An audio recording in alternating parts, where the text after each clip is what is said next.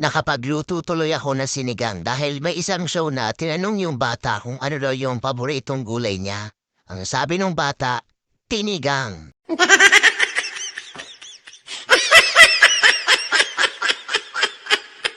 Napakagaling mong bata ka. Pero kung iisipin natin mga kabukits, di ba parang tama naman yung sinabi ng bata kasi hindi magiging sinigang ang isang sinigang kung walang gulay. Tama kayo. Ako naman eh. Anyways mga kabukits, itong niluto ko nga pala ay pinaghalong pork and beef sinigang. Hindi ko na pinakita yung step-by-step process kasi alam ko na alam nyo na kung paano lutuin ang sinigang. Konting kalaman lang tayo mga kabukids, alam nyo ba na ang sinigang ay originated talaga sa Katagalugan?